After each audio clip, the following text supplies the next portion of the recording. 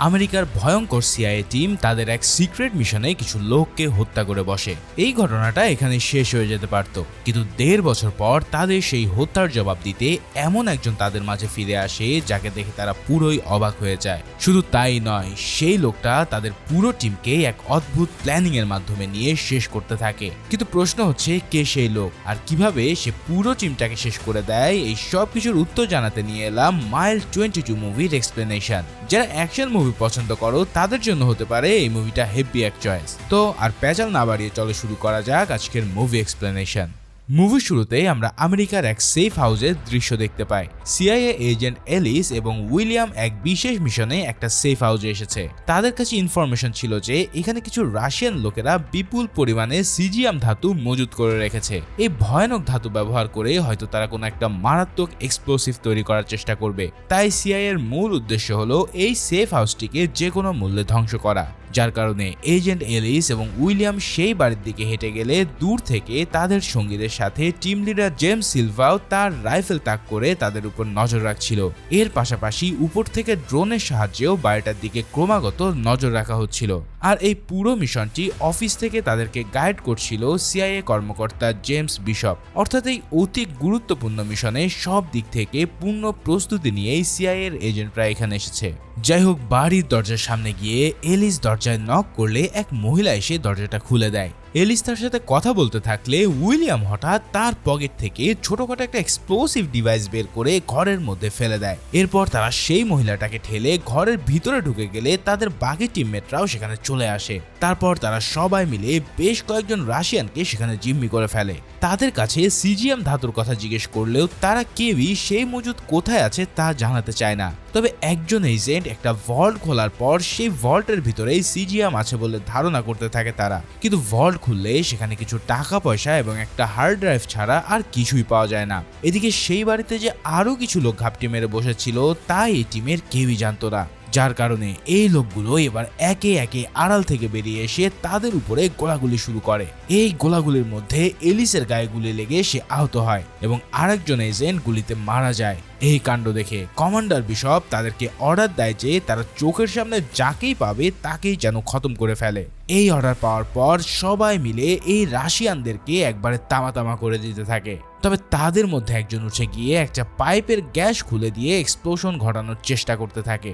আর সেই চেষ্টার ফলে ঘরের ভিতরে আগুন ছড়িয়ে পড়লে এজেন্টরা দ্রুত সেখান থেকে বেরিয়ে যায়। আগুন ধরাতে গিয়ে সেই ছেলেটা নিজের গায়েও আগুন লেগে গিয়েছিল।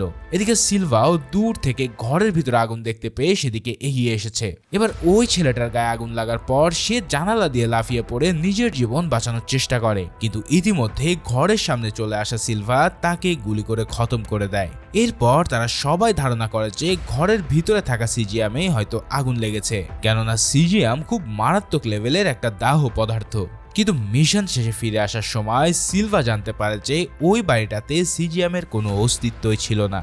যেই লোকগুলোকে তারা রাশিয়ান গুপ্তচর ভেবে মেরে এসেছে, মিডিয়া তাদেরকেও স্রেফ সিভিলিয়ান বলেই দাবি করছে। এমনকি 18 বছর বয়সী ছেলেটাকে মারার জন্য তারা সিলভাকেও ক্রিটিসাইজ করে যাচ্ছিল। যাই হোক, এই ঘটনার পর প্রায় 1.5 বছর পার হয়ে যায়। সিআইএ টিম তখন তাদের পাওয়া ইনফরমেশন অনুযায়ী সেই সিজিএমের মজুদকে ট্র্যাক করার চেষ্টা করে যাচ্ছিল। 1.5 বছর পর পুরো টিম আবারও ইন্দোনেশিয়ার ইন্দোকার নামের এক শহরে আমেরিকান এম্বাসিতে একত্রিত হয়। তবে আগের বারের ঘটনায় সিলভা এলিসের উপরে বেশ রেখেছিল, কারণ গতবারও তারা তার সোর্স ধরেই ওই সেফ হাউসে অভিযান চালায়, কিন্তু ফাইনালি সেখানে আর কিছুই পাওয়া যায় না। তাই এলিসের এবারের সোর্সটাও যে ঠিক হবে তারও কোনো গ্যারান্টি নেই। এই ব্যাপারে সিলভা নিজেই তাদের সাথে ব্যাপক তর্ক শুরু করে দেয়। এলিস ইতিমধ্যে তার নিজের ফ্যামিলির ঝামেলা নিয়ে বেশ পেরেশানিতে ছিল, তার উপরে এই কাজের চাপের জন্য সে নিজের মেয়ের সাথেও দেখা করতে যেতে পারছিল না। অন্যদিকে তার ডিভোর্স স্বামী তাকে মেয়ের কাছ থেকে দূরে সরিয়ে রাখার সর্বোচ্চ চেষ্টা করে যাচ্ছিল। তাই এলিস তার লাইফের সবচেয়ে কঠিন সময়টা এখন পার করছে। কিন্তু এত কিছুর মধ্যেও সিলভার সাথে তার এই মিশনে থাকতেই হবে। কারণ দেশের জন্য ডিউটি করার উপরে আর কোনো কিছু গুরুত্ব হতে পারে না। তাই তারা তার সোর্স অনুসারে আবারও পুরো টিম ইউএসএ এম্বাসিতে একত্রিত হয়, কেননা খুব শীঘ্রই মিসিং হওয়া সিজিএম এর ব্যাপারে গুরুত্বপূর্ণ সব ইনফরমেশন নিয়ে এক ব্যক্তি এখানে আসতে চলেছে।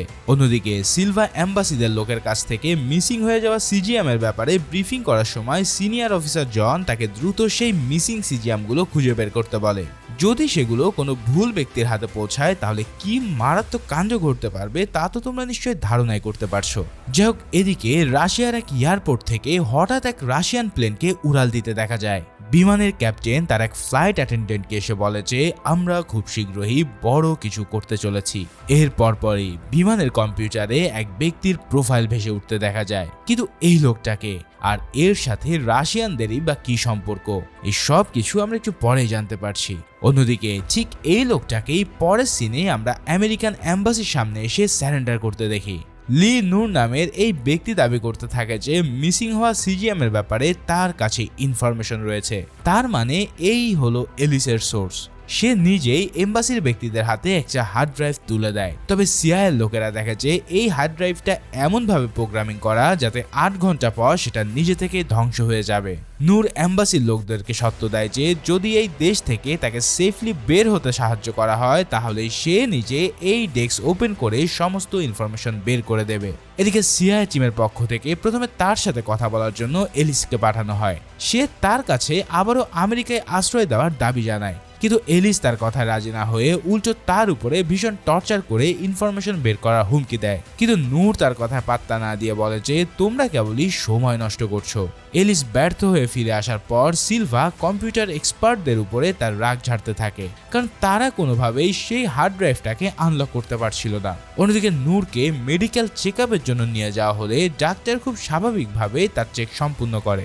তবে চেক আপ শেষ হওয়ার পরেই হঠাৎ দুজন নার্স এসে তার উপরে অতর্কিত হামলা চালিয়ে দেয়। এই নার্সের ছদ্মবেশে থাকা লোকগুলোই ছিল ইন্দোনেশিয়ান সরকারের ভাড়া করা গুপ্তঘাতক, যারা এখানে এসেছিল নূরকে খতম করার জন্য। কেননা নূর তার দেশের সাথে বেইমানি করে আমেরিকার হাতে ইনফরমেশন দিয়ে সে দেশ থেকে চলে যেতে চাইছিল। কিন্তু নূর তার হাত করা বাঁধা অবস্থাতেই সেই লোকগুলোকে দারুণ এক ফাইট দিতে থাকে, আর হাত পা বাঁধা থাকার পরেও তাদেরকে সে বিচ করতেও সক্ষম হয়। এদিকে ইন্দোনেশিয়ার স্টেট ইন্টেলিজেন্স এজেন্সি থেকে এজেন্ট এক্সেল তার টিম নিয়ে ইউএস এম্বাসিতে হাজির হয়। সে দাবি করতে থাকে যে নূর একজন পুলিশ অফিসার আর ইন্দোনেশিয়ার সরকারের অনুমতি ছাড়া কোনো সরকারি লোকের সাথে এভাবে কথা বলার রাইট কারোর নেই, কারণ এই নূর তাদের দেশের সিকিউরিটির প্রতি হুমকি হয়ে উঠতে পারে। তাই তার সাথে দেশের স্বয়ং ফরেন মিনিস্ট্রিও উপস্থিত ছিল।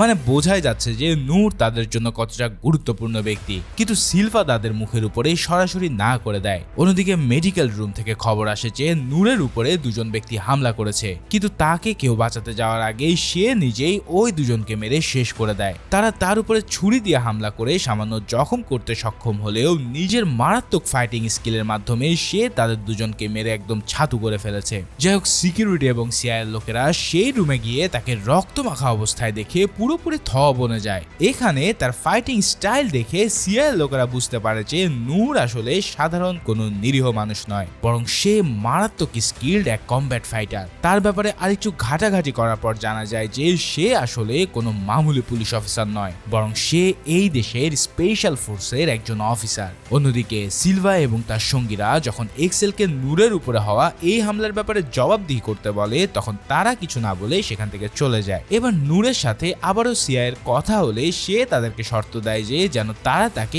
এখনই আমেরিকাগামী বিমানে তুলে দেয়। কেবল বিমানে ওঠার পরেই সে ওই হার্ড ড্রাইভের পাসওয়ার্ড তাদেরকে জানিয়ে দেবে। এখন নূরের এই শর্তের পর সিআইএ অফিসাররা তাকে প্লেনে তুলে দিতে রাজি হয়। 22 মাইল দূরের এক এয়ারপোর্টে তাকে নিয়ে যাওয়ার দায়িত্ব এসে পড়ে সিলভা এবং তার টিমের কাঁধের উপরে। তারা সবাই প্রচুর অস্ত্রশস্ত্র নিয়ে নূরকে যথাযথ প্রোটেকশন দেওয়ার জন্য রেডি হয়, কারণ সবাই বুঝতে পারছিল যে এটা খুবই হাই রিস্ক মিশন হতে যাচ্ছে। যেহেতু ইন্দোনেশিয়ান সরকার একবার তাকে হত্যার চেষ্টা করেছে, তাই তারা আবারও অ্যাটাক করে বসতে পারে। তাই সিলভা তার পুরো টিম নিয়ে খুব সতর্কতার সাথে নূরকে গাড়িতে তুলে এয়ারপোর্টের উদ্দেশ্যে রওনা দেয়। এবার পথের মধ্যে গাড়িতে নূর তাদের জানায় যে ইন্দোনেশিয়ান সরকার তার পুরো ফ্যামিলিকে শেষ করে দিয়েছিল, আর তাই সে তাদের বিরুদ্ধে গিয়ে আমেরিকার কাছে ইনফরমেশন সাপ্লাইয়ের জন্য রাজি হয়েছে। এদিকে নূরকে যখন গাড়িতে করে নিয়ে যাওয়া হচ্ছিল তখন উপর থেকে ড্রোনের সাহায্যে পুরো এলাকা নজরদারি করা হচ্ছিল, কিন্তু হঠাৎ সিআইএর অফিসাররা ড্রোনের সিগন্যালে দেখতে পায় যে নূরকে বহন করা গাড়িটার পিছনে 6-7টা মোটরসাইকেল তাদের দিকে ধেয়ে আসছে। তারা সিলভার টিমকে সতর্ক করে দেওয়ার আগেই এরই মধ্যে থেকে একটা মোটরসাইকেল গাড়ির পাশে চলে এসে গাড়ির ভিতরে একটা গ্রেনেড ফেলে দেয়, যার ফলে সাথে সাথে তীব্র বিস্ফোরণে গাড়ির পিছন দিকটা উড়ে গিয়ে তাতে আগুন লেগে যায়। সেই গাড়িতে এলিসার পাশে বসে থাকা এজেন্ট স্যাম প্রচন্ড আহত হয়ে গাড়ি থেকে নিচে পড়ে যায়, আর বাকি মোটরসাইকেলগুলো থেকে হামলাকারীরা নেমে এসে এবার তারা সিআইএ টিমের উপরে গুলিবর্ষণ শুরু করে। সিলভা, উইলিয়াম আর এলিসা সেই গোলাগুলিরও জবাব দেয়। এদিকে স্যাম প্রচন্ড আহত অবস্থায় নিচে পড়ে আর্তনাদ করতে থাকে। অন্যদিকে এই পরিস্থিতিতে অফিসে বসে থাকা সিআইএ কর্মকর্তারা কোনো ধরনের হেল্প করতে পারছিল না, কারণ কারা যেন অফিসের সমস্ত ইলেকট্রিক সিগন্যাল কাট করে দিয়েছিল, যার কারণে অফিসের সব কম্পিউটারগুলো একে একে বন্ধ হয়ে যেতে থাকে। কিন্তু তখনও তাদের হাতে ড্রোনের অ্যাক্সেস ছিল, তাই ড্রোন থেকে পাওয়া তথ্যের সাহায্যে তারা সিলভার সাথে কন্ট্যাক্ট রাখতে সক্ষম হয়। তবে ততক্ষণে আরো বেশ কয়েকজন হামলাকারীকে সে খতম করে দিয়েছিল। এবার তাদের মধ্যে একজন হঠাৎ রকেট লঞ্চার দিয়ে হামলা করে বসে, যার ফলে এই হামলায় তাদের আরেকটা গাড়ি পুরোপুরি উড়ে যায়। তবে সময় মতো সিলভা সেই লোকটাকেও শেষ করে দিতে সক্ষম হয়। এবার কন্ট্রোল রুম থেকে তাকে কিছুটা দূরে থাকা একটা বিএমডব্লিউ গাড়িতে চড়ার নির্দেশ দেওয়া হয়। সেই কথা অনুসারে সিলভার কথায় উইলিয়াম গাড়ি টানতে গেলে সে তাকে কাভার ফায়ার দিতে থাকে। এদিকে আর এক হামলাকারী এসে এবার গাড়ির ভিতরে বসে থাকা নূরের উপরে হামলা করে বসে, কিন্তু আগের বারের মতো এবারও সে মারাত্মক ফাইটিং দিয়ে ওই লোকটাকে শেষ করে দেয়। ততক্ষণে উইলিয়ামও নতুন গাড়িটা কাছে নিয়ে এসেছে, তাই তারা সবাই মিলে এবার গাড়িতে বসে পড়ে। কিন্তু তাদের মধ্যে স্যাম এতটাই আহত ছিল যে তার বেঁচে থাকার কোনো সম্ভাবনাই দেখা যাচ্ছিল না, আর এই অবস্থাতে তাকে হসপিটালে নিয়ে যাওয়ারও আর কোনো উপায় নেই। ফলে তার মৃত্যু যেহেতু অবধারিত, তাই সিলভা তার হাতে দুটো গ্রেনেড দিয়ে যায় যাতে অন্য হামলাকারীরা তার দিকে এগিয়ে এলে সে সুইসাইড বোম্বিং করে তাদেরকে উড়িয়ে দিতে পারে। ঠিক সেই অনুমান মোতাবেকই সিলভারা নূরকে নিয়ে দ্রুত বেরিয়ে গেলে হামলাকারীরা এসে স্যামকে ঘিরে ধরে, আর তৎক্ষণাৎ সেও গ্রেনেডের পিন খুলে নিলে গ্রেনেড বিস্ফোরিত হয়ে তাদের সবাইকে কিমা কিমা বানিয়ে দেয়। অন্যদিকে সিলভা, এলিস, উইলিয়াম আর নূর নিয়ে যেতে যেতে কন্ট্রোল রুমের কাছে জিজ্ঞেস করে যে আশেপাশে কোনো সেফ হাউস আছে কিনা। ততক্ষণে সেই রুমের ইলেকট্রিক সিগন্যাল আবারও ফিরে এসেছিল। এবার সিআই অফিসাররা তাকে একটা রেস্টুরেন্টের পাশে থাকা সেফ হাউসের ঠিকানা দিয়ে দেয়। সিলভারা সেখানে গিয়ে পৌঁছালে তাদেরকে সেফ হাউসের ভিতরে ঢোকার আদেশ দেওয়া হয়, কিন্তু সে হঠাৎ রেস্টুরেন্টের বাইরে এক্সেলকে দেখতে পায়, আর তার সাথে এবার কথা বলতে গেলে এক্সেল তাকে জানায় যে যে কোনো মূল্যে নূরকে তাদের দরকারি, তাই তাকে পাওয়ার জন্য তারা যে কোনো লিমিট ক্রস করতে পারে। কিন্তু সিলভা তাকে সাফ জানিয়ে দেয় যে সে কোনোভাবে নূরকে তাদের হাতে তুলে দেবে না, বরং এর জন্য সে যে কোনো ধরনের যুদ্ধের জন্য রেডি আছে। এভাবেই অ্যালেক্সের সাথে কথা বলে ফিরে যাওয়ার সময় হঠাৎ রেস্টুরেন্টের এক করেই একটা গ্রেনেড দেখতে পায়। সেটা দেখা মাত্রই সে ভিতরে থাকা দুজন ব্যক্তিকে সজোরে ধাক্কা দিয়ে বাইরে ঠেলে দেওয়ার চেষ্টা করে, আর পরক্ষণেই সেই গ্রেনেডটা বিস্ফোরিত হয়ে রেস্টুরেন্টের সবকিছু লন্ডভন্ড হয়ে যায়। এরপর সিলভা নিজেকে বিস্ফোরণ থেকে বাঁচাতে পারলেও উইলিয়াম এই বিস্ফোরণে একবারে রক্তাক্ত জখম হয়ে পড়ে। তখন এলিস এসে তাকে ধরাধরি করে বাইরে নিয়ে যেতে থাকে। ওদিকে রেস্টুরেন্টের ভিতরে আবার হঠাৎ এক মহিলা এসে সিলভার উপরে হামলে পড়ে। এই মেয়ে হয়তো এক্সেলের দলের কোনো এজেন্ট ছিল। সিলভার সাথে বেশ কিছুক্ষণ ধরে ধস্তাধস্তি করলেও তাদের মধ্যে এবার ব্যাপক ফিজিক্যাল ফাইট শুরু হয়ে যায়। শেষ পর্যন্ত সে তাকে গুলি করে খতম করতে সক্ষম হয়, কিন্তু তারপর পরই আবারও বাইরে থেকে আরো কিছু লোক এসে গোলাগুলি শুরু করে দেয়। মানে প্রতি পদে পদে তাদের উপরে একের পর এক হামলা হয়ে যাচ্ছিল। এবার সিলভা সেই গোলাগুলির জবাব দিয়ে আরো কিছু লোককে শেষ করে ফেলে। তারপর তারা আবারও সবাইকে নিয়ে গাড়িতে বসে এয়ারপোর্টের উদ্দেশ্যে রওনা দেয়, কিন্তু একটু পরে রাস্তার মাঝে হঠাৎ আরেকটা গাড়ি এসে তাদের গাড়িকে ধাক্কা দিয়ে ফেলে। এই ধাক্কার চোটে তাদের গাড়ি থেমে গেলে গাড়ি থেকে সবাই নেমে গিয়ে পজিশন নেওয়া শুরু করে, এবং যথারীতি পর মুহূর্তেও আরো কিছু গানম্যান হাজির হলে আর এক দফা গোলাগুলি শুরু হতে থাকে। এবারের গোলাগুলিটা ছিল আরো বেশি ইন্টেন্স, আর এই গোলাগুলির সময় আহত উইলিয়ামও গুলি খেয়ে বসে। সে ভালো করে জানতো যে তার সময় আর বেশিক্ষণ বাকি নেই, তাই সে আগে থেকেই গুলি করার জন্য পজিশন নিয়ে রেখেছিল। গুলি খাওয়ার পরেও সে আরো কিছুক্ষণ গুলি চালিয়ে বেশ কয়েকজন হামলাকারীকে মারতে সক্ষম হয়, কিন্তু শেষ পর্যন্ত তার গায়ে গুলি লাগলে অবশেষে সে মৃত্যুর কোলে ঝলে পড়ে। এরপর পুরো টিমের মধ্যে বাকি থাকে কেবল এলিস আর সিলভা। কমান্ডার বিশপ তাদেরকে একটা বিল্ডিং এর ভিতর দিয়ে নূরকে নিরাপদে নিয়ে যেতে বলে। সেই আদেশ অনুসারে তারা সেই বিল্ডিং এর ভিতরে ঢুকে গেলেও কিছুক্ষণ পর তারা বুঝতে পারে যে কি ভুলটাই না তারা করেছে। সেই বিল্ডিং এর ভিতরে আগে থেকেই ঘাপটি মেরে বসেছিল এক্সেল এবং তার দলবল। তাই কিছু দূর হাঁটার পর সিলভা আর এলিস তাদের সামনে একটা গ্রেনেড দেখতে পায়, আর সাথে সাথেই তারা দ্রুত পিছু হটতে শুরু করলে সেই গ্রেনেড দুটাও বিস্ফোরিত হয়। মানে এই মিশনে প্রতিক্ষণে বারবার গ্রেনেড হামলা এবং গোলাগুলি চলতেই থাকে এবং তা শেষ হওয়ার যেন কোনো নামই নিচ্ছিল না। সিলভা আর এলিস এবার নূরকে নিয়ে পিছু হাঁটতে শুরু করলেও আবারও তাদের উপরে হামলা শুরু হয়ে যায়। এবার বিস্ফোরণ এবং গোলাগুলির কারণে এলিস আর সিলভা একে অপর থেকে আলাদা হয়ে পড়ে। তারা দুজনেই এদিক ওদিক এলোপাথারে গুলি চালিয়ে আরো কিছু লোককে উপরে পাঠিয়ে দেয়। তাদের মধ্যে আবার কিছু দূর হাঁটার পর এলিস সেখানে একটা ছোট্ট বাচ্চাকে দেখতে পায়। সে তাকে নিয়ে বাইরে বেরোতে চাইলেও আবারও আরেক দফা গোলাগুলির জন্য তার পিস্তলের এমও শেষ হয়ে পড়ে। অন্যদিকে সিলভার সাথেও প্রতিটা রুমে ঘাপটি মেরে থাকা লোকদের প্রচন্ড গোলাগুলি হচ্ছিল। তাদের অনেককেই সে শেষ করে দিলেও তারা কেউই এখনো তার গায়ে একটা আঁচড়ও লাগাতে পারেনি। বুঝতেই পারছো, নায়ক বলে কথা। যাই হোক, এভাবে বেশ কিছুক্ষণ সময় কাটানোর পর সিলভা বুঝতে পারে যে এলিস হয়তো ভিতরের কোনো একটা রুমে আটকা পড়ে গেছে। তাই সে তাকে বাঁচাতে চাইলেও বিশপ তাকে অর্ডার দেয় যেন সে এলিসাকে রেখে নূরকে নিয়ে বেরিয়ে আসে। কিন্তু সিলভা যে কোনো মূল্যে তাকে ছেড়ে এই বিল্ডিং থেকে বের না হওয়ার সিদ্ধান্ত নেয়। এবার এর জন্য সে নূরের হাতে একটা পিস্তল দিয়ে তার হেল্প চায়, যার কারণে নূর রাজি হয়ে যাওয়ার পর তারা দুজনেই ধীরে ধীরে সামনে আগাতে থাকে। এবার সিলভা ও নূর দুজনেই আরো কিছু লোককে ফিনিশ করতে শুরু করে। এখানে নূরের যে ফাইটিং গুলো ছিল সেগুলো জাস্ট দেখার মতো, কেননা সে গোলাগুলির পাশাপাশি অতর্কিত ঝাঁপিয়ে পড়ে কয়েকজন লোককে হ্যান্ড টু হ্যান্ড কম্ব্যাটে পুরো কুপকাত করে দেয়। এভাবেই সিলভা আর নূর মিলে ধীরে ধীরে আগাতে থাকলেও কিছু দূর যাওয়ার পর এক্সেল একটা রুম থেকে সিলভার সাথে কথা বলতে শুরু করে। সে তাকে আবারও নূরকে তাদের হাতে তুলে দেওয়ার জন্য নানা ধরনের প্রলোভন দিতে থাকে, কিন্তু সিলভা তার কথায় একদমই কান দেয় না। অন্যদিকে এলিস যে রুমটা আটকা পড়েছিল তার সামনের দিকে দরজাতে সে গ্রেনেড এমন ভাবে সেট করে দেয় যেন দরজা খুললেই গ্রেনেড বিস্ফোরিত হয়। ঠিক সেভাবেই দুজন লোক তার কাছে আসলে গ্রেনেডের বিস্ফোরণে তারা ছাতু হয়ে পড়ে, কিন্তু তারপর তার গ্রেনেডও শেষ হয়ে গিয়েছিল। আর এই কারণে এবার সে ওই রুমটাতে অসহায়ের মতো দাঁড়িয়ে থাকে। পরক্ষণে তার সামনে প্রায় জমদূতের মতো এসে হাজির হয় আর এক ইন্দোনেশিয়ান লোক। এলিস তার মেয়ের কথা বলে তার কাছে অনুনয় বিনয় করার ভান করতে থাকলেও অদতেও তার হাতে সে একটা ভাঙা কাচের টুকরা নিয়ে দাঁড়িয়েছিল। লোকটা তার কাছে আসার পরে সে ওই কাচ দিয়ে তার উপরে হামলা করে ফেলে, কিন্তু তার বদলে লোকটাও তাকে প্রচন্ড মারধর করতে করতে প্রায় আধমরা করে দেয়। তবে ফাইনালি লোকটা তার গলা চিপে ধরে তাকে উপরে পাঠানোর জন্য রেডি হয়। তবে একেবারে শেষ মুহূর্তে নূর সেখানে এসে লোকটাকে গুলি করে তাকে বাঁচিয়ে নেয়। যাই হোক, এত মারামারি শেষ করার পর সিলভা এবার তাদেরকে নিয়ে আবারও গাড়িতে করে এয়ারপোর্টের উদ্দেশ্যে রওনা দেয়। মানে বুঝতেই পারছো, এই 22 মাইল পথ যেন মনে হচ্ছে প্রায় 2000 মাইল। যাই হোক, তাদেরকে এবার খুব দ্রুতই সেই এয়ারপোর্টে পৌঁছাতে হবে, কেননা যে বিমানে নূরের ওঠার কথা ছিল সেটা খুব তাড়াতাড়ি টেক অফ করতে চলেছে। তাই অপারেশন কন্ট্রোল রুম থেকে বিশপ বারবার তাদেরকে তাগিদা দিয়ে যাচ্ছিল।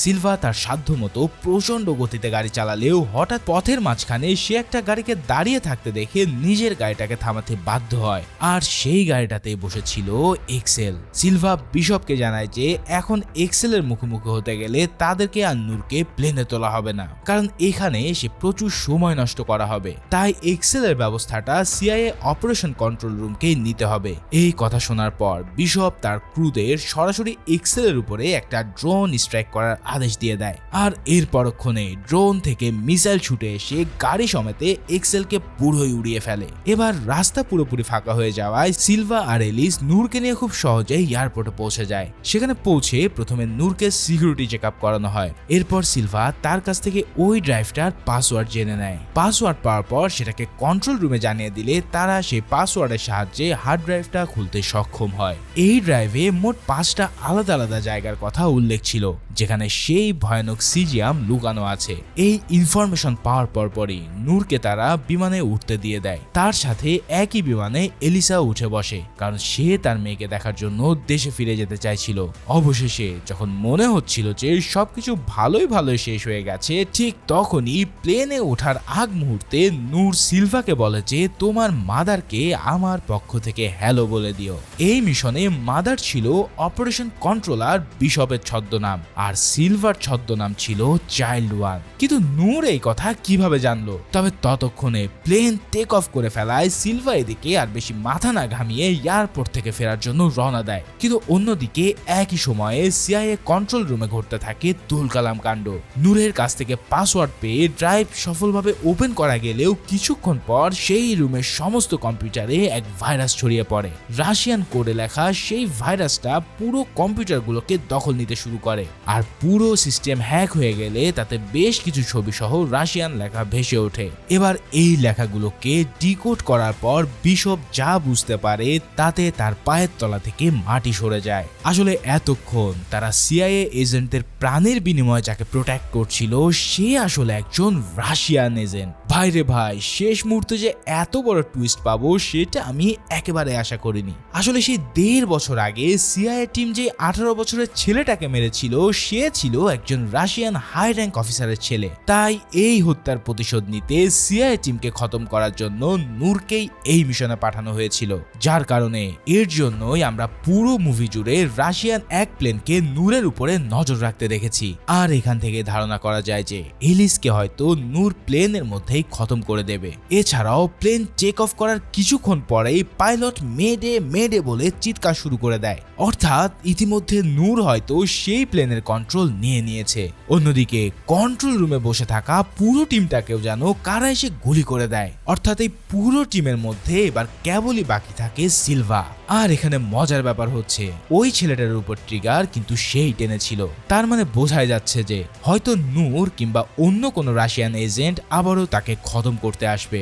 আর সিলভাও তাদের সঙ্গীদের বিরুদ্ধে এই ষড়যন্ত্রের কঠিন প্রতিশোধ নেওয়ার শপথ করে। অর্থাৎ এই মুভির যে একটা সেকেন্ড পার্ট আসবে তা তো তোমরা বুঝতেই পারছো। এখন সেই পার্ট রিলিজ হওয়ার পরপরই তার এক্সপ্লেনেশন নিয়েও হাজির হয়ে যাব এই চ্যানেলে। সেই পর্যন্ত সবাই ভালো ও সুস্থ থেকো, আর ভিডিওটি ভালো লেগে থাকলে লাইক এবং সাবস্ক্রাইব করে দিতে মিস করো না। ধন্যবাদ সবাইকে।